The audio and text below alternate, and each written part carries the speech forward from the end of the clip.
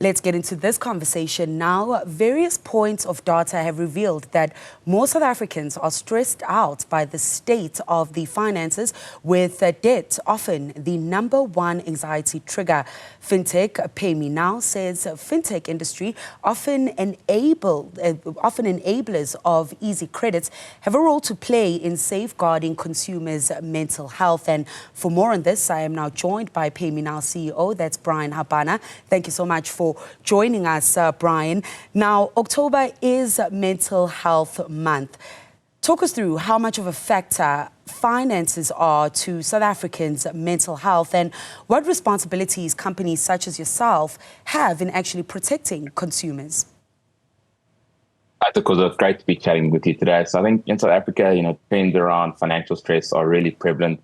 There's a phenomenal below average economic growth. There's soaring unemployment. There's rising prices and persistently high household levels. We saw a really big impact of the two-pot system coming into place in September. And I think the rise of financial technologies or fintech offer real promising solutions to mitigate the interconnected issues of financial stress, connected to mental health, and encompassing a wide array of financial products and services, from banking to asset management to debt management, earned wage access, and the ecosystem which PayMeNow plays is really designed to try help individuals manage their finances better and hopefully in so doing reduce financial stress. And now that financial stress, as you said, Bryan, it does really affect, how you focus at home and at work as well. And that stress comes as you're trying to find those mitigating factors. But once you maybe have gotten that credit, now you're stressed about paying it back. So how does then money stress really manifest itself, and how does it impact society and the economy at large? Because I think there's just so many things. You get into this conundrum of how do you live, looking at basic necessities of, getting to work, of eating, feeding your family, sending your children to school.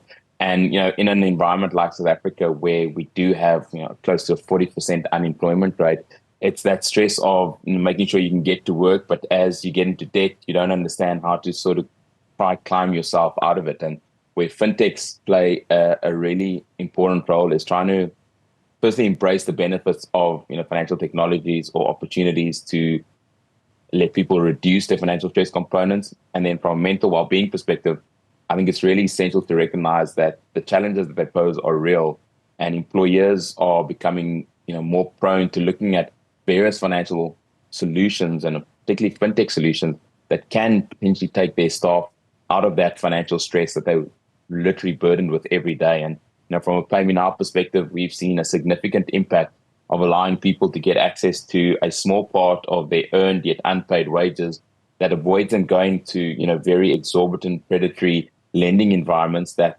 has a 6 to 12-month impact on their lives. And that mental wellness impact, if looked at appropriately, can lead to a very beneficial upliftment in financial stress decrease.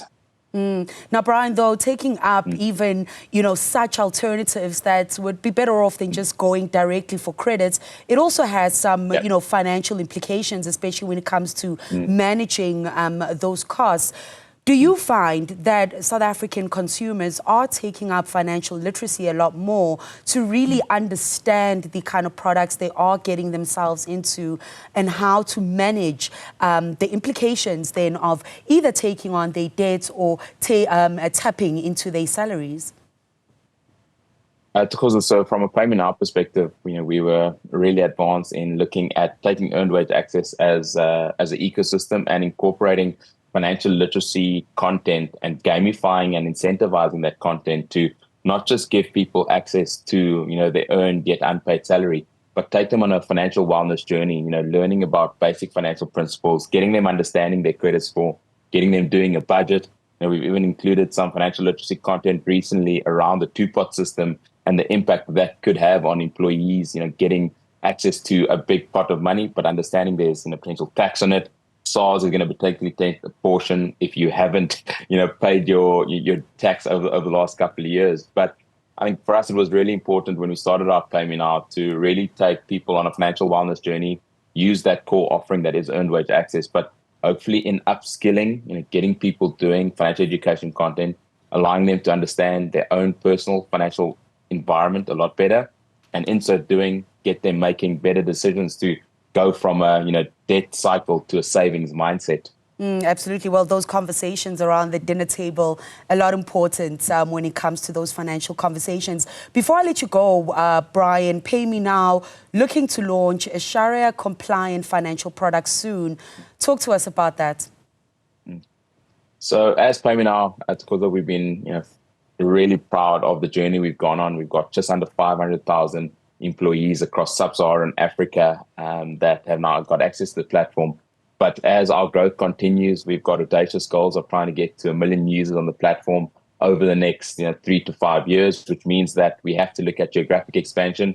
And as you go to various different territories, we're looking at Uganda, we're live in Pakistan now. The compliance of your platform becomes incredibly important. And that Sharia compliance and making sure that we do geographic specific compliance to the T is incredibly important. And we're so proud that, yes, we've launched in Sharia compliant countries, but making sure that our platform continue to grow and build, but makes the difference impactfully in those territories that we're entering in markets, because earned wage access or on-demand pay has become this global standard at the moment. And as PayMeNow, as much as we are the market leader in South Africa, it's important that we realize that for true growth and understanding of global markets, we need to take country-specific environments into consideration.